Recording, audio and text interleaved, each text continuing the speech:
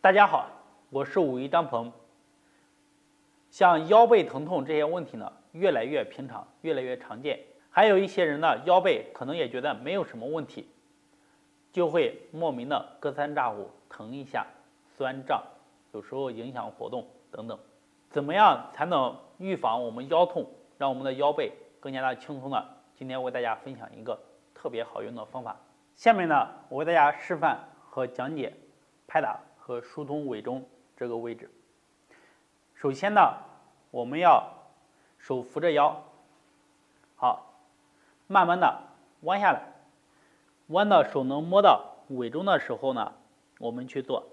当然了，我们把膝盖稍微绷直，弯着你就没法做了。好，绷紧了以后呢，手抬起来，慢慢的落下拍打，1、2、3、4、5、6、7、8、9、10、11、12、13、14、15、16、17、18、19、20、21、22、23、24、25、26、27、28、29、30、31、32、33、34、35、36、37、38、39、40、41、42、43、44、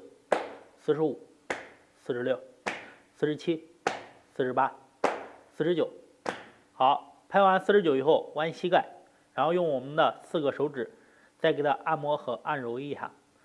坚持拍打49次，给它按揉，把委中呢有的堵的疼痛点，包括结节都给它疏通开。有的人堵得太狠，委中会有包，我们也给它疏通。好，做完了以后再慢慢扶着腰起来。像腰背痛的，我们可以把手在这里多搓一搓，也是非常好的方法。好，往下搓一搓。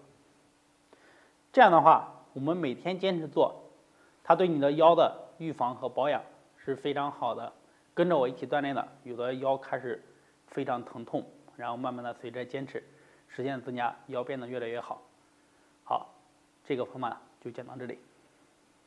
以上这个方法呢，就是针对我们调理腰背疼痛，效果非常好。如果坚持做呢，它可以帮助我们预防，让自己的腰背呢变得更轻松，甚至不会有这些疼痛。希望大家坚持。今天呢，我们就分享到这里。大家如果有什么问题，可以在下方评论留言或者私信和我进行交流。谢谢。